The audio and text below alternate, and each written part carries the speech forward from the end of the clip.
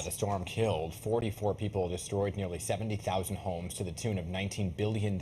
Sandy was a wake-up call for coastal communities in particular, like Long Beach and Nassau County, right? So we are joined this morning by Nassau County Executive Bruce Blakeman to discuss the lessons learned from Sandy. Good morning to you, County Executive. Good to have you here in person. Thank you. Yes, good to be back. And so before we talk about Superstorm Sandy and the effects it's had on Long Island and where we are now 10 years later, I do want you to weigh in on last night's debate between the gubernatorial debate here in New York. Were you able to watch it? Oh, yes. What did you make of it?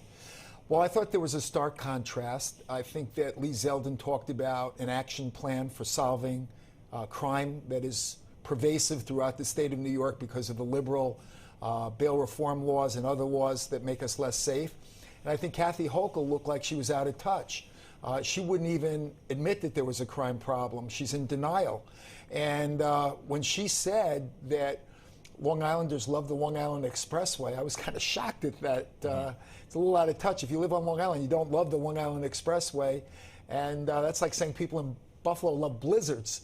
So I thought Lee Zeldin was the clear winner, and I think that he is the clear choice. I think that people want change. Not only crime, but inflation is rampant now, and people are finding it very hard to feed their families, to put gas in their car. Those are important considerations, and I think they want a change. But do you feel that one debate was enough? No, I do not. Lee Zeldin had been asking for 5 debates, and the governor would only give 1 debate. So I think it would have been better to at least have 3 debates. Because you can't cover all the issues in 1 hour. And I think it informs people, and it's a good thing for people. And I think an exchange of ideas is important. You know, the good thing about the debate was neither side was name-calling. They were talking about policies and issues. They were both operating at a high level, and I think that's what people want. They've had enough of the name-calling. Let's talk about the issues. Let's talk about solving problems. And I think Lee Zeldin, he did the better job of explaining what he would do to solve the crime problem, which I think is the #1 issue. Right, and now do you see that as one of the top issues? I know you're here to talk about Sandy, but I do want to talk about some of the top issues for Nassau County residents as well. When you look at the totality of what's happening in Nassau County, what are, say, the top 3 issues that you're looking for to solve? Yeah, so crime is by far #1. Then, of course, taxes are very important. And inflation now is one of the top issues because, again, there's a lot of people that are living paycheck to paycheck. We have a wealthy county, but we have people there that aren't doing that well, and they need a little help. And it makes it tougher for them when they have to pay 8 or 9% or 10% more for their groceries. So what's the answer? Well, listen, I think the problem starts in Washington. I think that President Biden's policies have created this inflationary environment, and he's doing nothing to solve it. Yeah. Well, let's switch gears now to Superstorm Sandy. 10 years, she can't believe how much time has flown. Yeah, but how much has Long Island recovered, do you feel? And what have we learned from that storm? Well, on Long Island, we've had a very robust recovery. The people on Long Island are very resilient.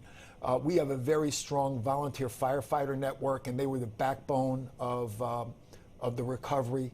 Our police department did a great job. And I think the help that we got from FEMA was very important. I think the federal government had a very strong role. And it's very robust, but we have to be mindful that these things can happen again. So about 2 weeks ago, after seeing the devastation of Hurricane Ian in Florida, I called a surprise drill, a hurricane drill. And we called in all the heads of all of our agencies, Office of Emergency Management, every agency. Called them in, and we did a tabletop as if we were in the middle of a hurricane because I wanted to see how they perform because of exactly what you said. What are we doing to prepare? We need to keep training and training and training. And for communities like Long Beach in particular, right? They were hit hard. I live right next door. And exactly. And Ian did have some remnants that hit our area as well. So how did the drill go, and how is Long Beach faring against some of the storms that we've seen since Sandy? Well, first of all, I think the drill went incredibly well. Our people were prepared. They knew their business. The head of OEM for me, the one I appointed in Nassau County, was the disaster preparedness person in Long Beach during Superstorm Sandy. So I wanted to hire somebody that had a lot of experience. And what we've done is we've taken a lot of the infrastructure and we raised it. and a lot of private homes as well as public infrastructure were razed. So I think that's important because basically most of the damage was done by flooding, some by wind, but mostly by flooding. Yeah. So how are you commemorating Superstorm Sandy? Yeah, so tomorrow night, Thursday night, we're having at our police academy a commemoration, a memorial, and a thank you to our first responders. And all the volunteer firefighters are going to be there, and our police department, our OEM department, the EMTs, the doctors, the nurses, the community leaders, the religious leaders. We have a wonderful religious leader in Island Park, Father Tutone. He's a beloved man. He took the lead in Island Park, which was devastated. Yeah. So we're going to have a commemoration, and we're also going to remind people to be prepared. Yeah, you know, and I remember driving up and down streets of certain communities, Long Beach being one of them, Freeport being another, so many of the coastal communities in particular, right? And just seeing the need to elevate some of these homes, right? So 10 years later, where are you in terms of making sure those homes are elevated? Is it mandatory? It is not mandatory, but there are incentives. You get money to help you raise the home. And it's one of the things that out of this disaster has come a whole renewal in Long Beach. There's so many new homes. There's so many more beautiful homes. They're raised homes. So we took a negative and turned it into a positive. Yeah. Silver lining. Silver lining. All right. Thank you so much for being with us this morning. It's great to see you. Thank you. Come back. Good to have you in person. It's good to be back. Yeah, exactly.